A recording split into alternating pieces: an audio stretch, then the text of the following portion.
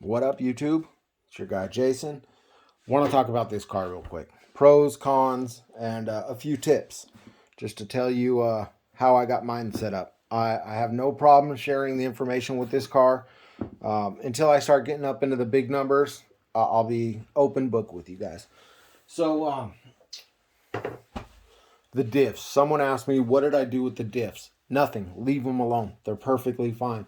They're plastic diffs. Don't lock them. If you do, you're going to have problems. They are plastic. If you upgrade to the metal, then by all means, do what you got to do. But I have no doubt in my mind this car will do 150 with the stock diffs on 3S, maybe 4S. No problem. I'm going to push it and see how far I can get it. And after that, I'm going to put it up for sale. The only thing I've changed on this car on the body is just put a hole for my antenna. Other than that, it's still brand new. Never crashed or anything like that. Because you got to set them up right. If you don't, then run a gyro. Joking. You don't need a gyro for this. You don't need that ASM, whatever it's called, for this. I'll show you guys right now some tips to get it going perfectly straight and how to set up your ride height. So, and I'm not going to rub 4 nickels together or 2 quarters or whatever. It's just a simple way that I do it. So everybody knows there's no grub screws on this car to raise and lower it like on a normal 8-scale car. Here's my VTE that I'm rebuilding. Normally there's 2 screws here or a screw here and a screw here that you can tighten, and it'll raise and lower your suspension. Well, this car don't have it. As you can see from underneath, there's no holes and there's no tag to come off here to raise and lower this car. Big bummer. Honestly, that's something that even a Fortec has, and it's got a plastic chassis. So that's one thing I think arrma dropped the ball on. But we have a fix to that. So what we're going to do is we're going to take off the front shocks. And let me take this off to show you guys. If you're new to RC or maybe you've never really wrenched on them, super easy to do, guys. There's a screw up here and a screw at the bottom, and the shock comes out. I already took the rear one out just to show you guys, just because it's easier to get to. It's easier if you start with the front, the top, I'm sorry. Start with the top, let your suspension fall down, then get the bottom out. If you try to get the bottom out with this in the way, the bumper in the way, it'll be so difficult. But if you unscrew this first up here, wait for your suspension to fall down, then you can get to this one real easy. Take both of them off. So this is a different kind of shock than we're used to on any other car. It's sealed on the top. There's no top cap on it like a normal shock. Like this is a GTR shock. Traxxas GTR. Normally there's a cap on the top. That's how you fill it up. That's how you take care of everything on it. They don't have one here. So this one right here, what I like to do is I'll take one of my old MIPs that are stretched out. I use this for tons of stuff. And I'll just get that spring off because I got it tightened pretty good on there. If I can get it, because my hands are slippery now. So I just use this to loosen it up. Makes it a lot easier. And once I get to the top, I unscrew it. This is the way I found that it's really easy to do, guys. So you're going to take this top piece off, or the piece that holds the spring. You're going to take your spring off. Then you're going to flip it around. You're going to hold the top, pop this off. And I know a lot of you guys out there are like, yeah, I've done this a million times, but these shocks are a little different. How do you get to the oil? The way I found is I grab my needle nose. I put it inside there. There's 2 tabs in there. Let me see if I can get some better light on this. There's 2 tabs in there. You can see them once you take them apart. Put your needle nose, one on each side. Spin it out. These needle nose are what I used, but they're all rusty. I didn't want to put them on video. I'm ashamed. So I'm going to spin that. See that? Now you're going to see that red O-ring in there. Then you can take it out by hand. All right? You unscrew this. Take it all the way out. Now I'm going to show you on a different shock because I already have this one put together and I didn't want to mess with it. All right. So this shock is similar. It's for an old Team Associated. Sealed on top, closed on the bottom. We're going to open the bottom of it up. Let me get a rag first, because it is going to be a... Alright. So we got some rags here. We're going to open this up. we're going to pull the plunger and everything out of it. The shock, we're going to go ahead and dump out, right? Dump it all out. Now it's empty. We're going to set that to the side for a minute because we're not going to touch that for just a minute. Take this, clean it all up, get all the old shock fluid off of it.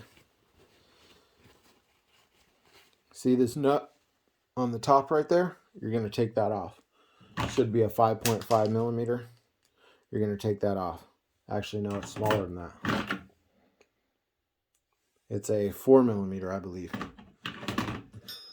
So my 4 millimeter I decided to use as a, I get it really hot and shove it through my bodies to make the holes before I put the reamer in there. So it's full of plastic. Anyways, I'm going to show you guys real quick. You're going to take this off, okay? Unscrew that. You're going to take that nut off. You're going to take the plunger off. Then we're going to go back, and it's basically going to be the same as this Traxxas one. You're going to take the nut and the plunger off. Now, on the Traxxas one, I took it off from the bottom, okay? What you're going to do is you're going to take tubing, tubing, fuel tubing. Any kind of tubing you have. I've seen guys use zip ties. I like tubing because I can get an identical size to it. I'm going to make it 8 millimeter, which I already have it done here for you. 8 millimeter tubing, okay? Took me a couple tries to figure out the right size, but 8 millimeter was the right. So once you have this nut off, here, I might as well take it off for you. All right, I got the nut off. I'm going to take the bladder off, or whatever the hell that thing's called. I'm going to take my 8 millimeter and I'm going to slide it down the shaft. Now I'm going to show you on the Traxxas one because it's easier. Here is the Traxxas one without the 8 millimeter, and I'll show you real quick. Sorry this is taking so long. I've never done one of these kind of really videos like this. You see how much is sticking out there? Quite a bit. Now we're going to take that out. We're going to put the 8 millimeter on there. 8 millimeter long tubing. It don't matter the color. If you don't want to go pink and support breast cancer awareness, then whatever. It's up to you. See how much is sticking out now? It cut off 8 millimeter. What that's going to do, it's going to lower your ride height. And I'll show you guys why you want to lower your ride height. So, get this 8 millimeter off, and let me get all this crap out of the way. Roll that up. So when you're going down the road, the air is going to go over the body, and it's also going to go under the body. What happens is, if you don't have your rear locked, your rear is going to sink. Air is coming up. Once it hits this window, it's going to start pushing down, okay? Once it gets back here and it hits your wing, it's going to shove down on that back. Especially at 80, 90, 100 miles per hour. 110 is when you're really going to feel it the most. 110 and above, sorry. So your back's going to want to squat. What happens when your back squats? Your front comes up in the air. I already have 8 millimeter in there.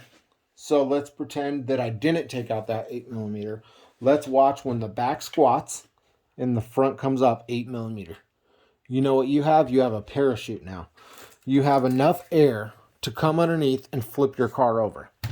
So you always want it as high as you can with these in the back and as low as you can without rubbing too much.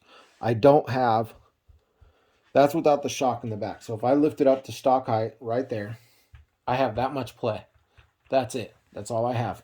Just enough to give me some suspension without totally locking it. I see guys locking it all the time. You can try that, but I'm not for that. So put your 8 millimeter in there. Put your plunger, or I'm sorry, I keep calling it a plunger, your bladder, whatever the hell it's called. Put this back on. Put your nut back on. Put it back into the shock. I don't know what happened to that Team Associated one. Oh well. Anyways, put it all back together. Tighten it by hand. Then get your needle nose back out and retighten that thing back up. Get it nice and tight in there. So you don't want to see any red from that O-ring showing. Clean it up, because if you don't, dust and everything else is going to stick to it. What I like to do is I like to put the bottom on first. It seems like it's easier than fighting that spring trying to put it on. So I'm going to put it on. It's going to slide all the way down. I'm going to grab my spring now.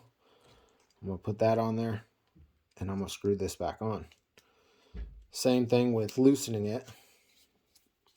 Normally I'll put a drop of flow juice on there.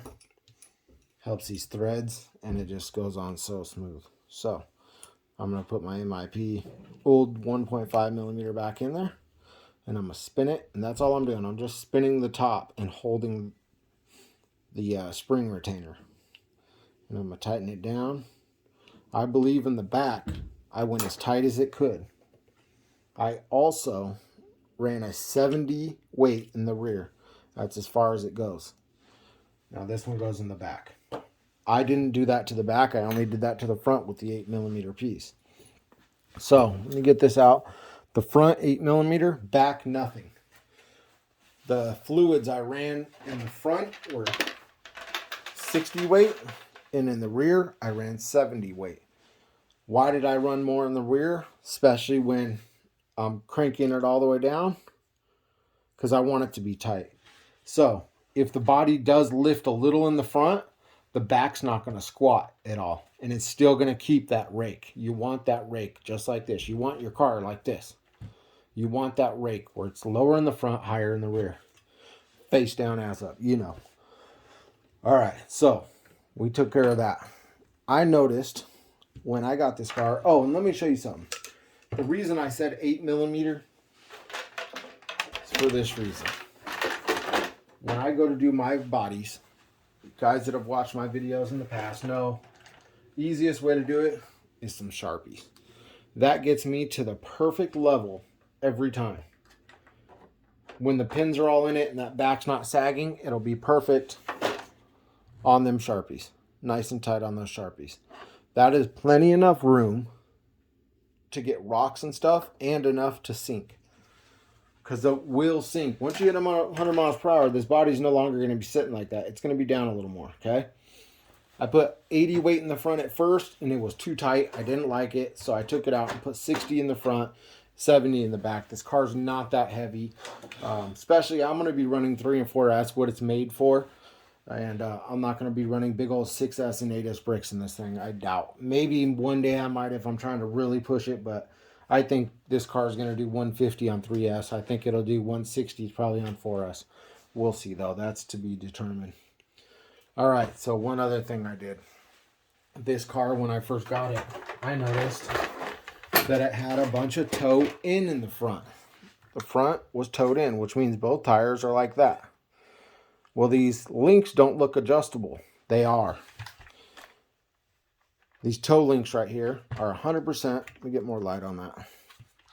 100% adjustable. So what you're going to do is you're going to take your 2 millimeter and you're going to take it out, unscrew this bolt here, and you're going to unscrew that bolt here. What I did, I tightened them one full turn in. See how tight that is on this side? See how tight that is on this side? Normally there's a little gap there. Now it's super tight. And what that did is it made my wheels perfectly straight. So now my wheels are straight. There's no toe in. The rear still has 2 millimeter of toe in. It's not a lot, but you actually kind of need that on these cars. Traxxas has it. Arrma has it. Everybody has it because it'll make it really difficult to control your car without it. So yeah, I messed with the toe on it, got those straight, lowered the front, and then I went, the very first run, I didn't do the mod 1 yet. It was the second run that I went home and I messed with it, and then I put mod 1 gearing in there. And there's a video, J Mitch makes a video on how to do that. I do have our 17 millimeter hubs on there. The reason I went with our 17 millimeter instead of Typhon 3S, which you can run. You can go buy the Typhon 3S. You can shave down this little nipple right here in the back. Shave that down, sit in there. But look how much play, or how much room I have. It tucks the tire. I didn't have to trim the hell out of my body. The only place I'm going to have to trim is right here.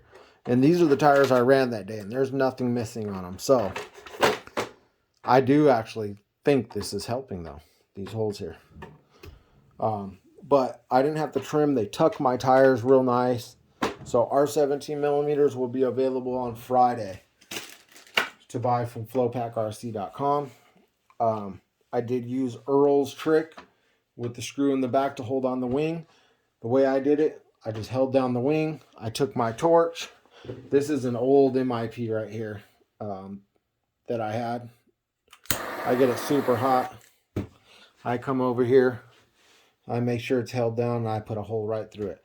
Then I just took a little M3 3mm screw, put it in there. There's no nut on the backside, and it holds fine. I can pick up a whole car with it.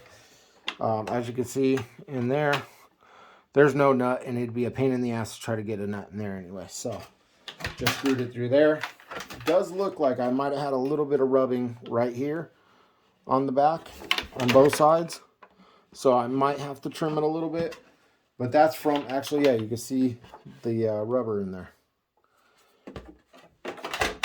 That's probably from it squatting in the back, because I don't have the back locked down as much as I probably should. Maybe I should have put an 80 weight in the back. And if you guys want to do that now just to save some time, go for it. Someone asked me the other day, what diffs did I run? Nothing. The diffs are bone stock. I will not lock these diffs, front or rear. I will not put $1 million in them. I won't even put 500,000 in them. Why? Because they're plastic diffs. If you go get the metal set, then by all means, do what you got to do. But just remember, everything in this car is plastic. The drive line's plastic. The input pinion gears are plastic. Everything is plastic. You will find the weakest point. Once you put something stronger on this car, you will find the weakest point. Especially nowadays, guys are running stuff like new and TP. And if you were running a little Castle motor or something in here, old school Castle motor or old school Leopard or something, you know what? You really don't have to worry about it. These motors nowadays, they're putting out so much torque and horsepower. Even the new Castles, it's just ridiculous the amount of torque these things are putting out in horsepower. So I took out the new motor. I put the TP in there. Big shout out to TP. Candy, thank you very much. I have no doubt this motor will get me to 150, probably on 3S, maybe 4S, maybe 5S. I don't know. But we'll see. This motor is rated up to 5S, so we'll see. I got a Mamba Monster 8 in here with a Flowpack 5-pack.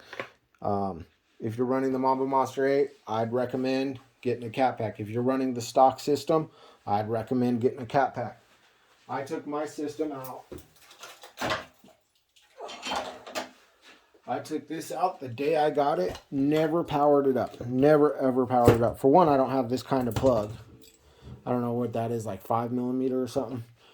Never ran it, but when I seen this in the store, and I seen this tiny little ESC, and this car was $450, and I know people are like, oh, it's a good deal, it's a budget car. Someone was telling me the other day that he was watching a video and they called this a good budget car. $450 to me is not a budget car. That's still a high price car to me. Now, if you think about motor sizes here, or ESC sizes, this is a Castle Sidewinder 3. Okay, got a flow pack in there. It's bigger than this Firma or whatever it is. It's bigger than that. This little Sidewinder, this thing's tiny. If you guys know, compared to like a Mamba Monster, that's our original Mamba Monster. This thing is so tiny. I didn't trust it, honestly. I mean, that thing literally is a size like an old LRP. Seriously, just a little taller. Basically what it is. It shocked me when I seen this thing. I thought for sure they would have tried to throw maybe their 150 amp, whatever that one that comes with the Infraction version 2 in there. But yeah, I wasn't going to run that thing. If you are running it, get a cat pack, guys. I know there's 2 little capacitors in here, but I don't know. I don't trust it. I didn't run it. I'm actually probably going to sell this stuff. So if you buy this car and you don't want to run this stuff, take it out, turn around and sell it. Maybe get $100 for it. That'll pay for half your new ESC. Plus this thing, I think it has a gyro in it. I'm not sure. I think that's what that AVC stuff is. I don't know. But took it out the day I got it. Not going to run it. Don't think it's worth it. For $450, they need to come out with this model. For if they think this is $200 worth of equipment, sell this model as a roller for $200 and it'll sell all day. $450 with an ESC like that. Very disappointed. That's one of the cons with this car. The grub screws were a con with this car. The drive shaft was a con with this car. That's another thing, the drive shaft. I put out a video or a picture the other day on Facebook. I made one drive shaft, completely carbon fiber for this car. And I don't know if I'm going to be making another one. It seems like every time I make stuff that other people can copy, that's what they do. If I make stuff they can't copy, then that's what I'm going to do. Because I'm sick of getting copied. So, and ultimately, it hurts the RC community. But because now there's not new products coming out that everybody can run. So I might make a couple more for buddies, but that's it. I don't want them getting into the wrong hands. So, yeah, 17 millimeter, everything smooth, stock diffs. Haven't messed with the diffs at all. Another con, I don't like this motor mount system. I really can't stand it. I think it, you know, the whole one screw thing, I think it's a pain in the ass to get the motor out. I was debating the other day actually putting a Saga Custom motor mount in here and just cutting this bad boy off right here. And let me show you.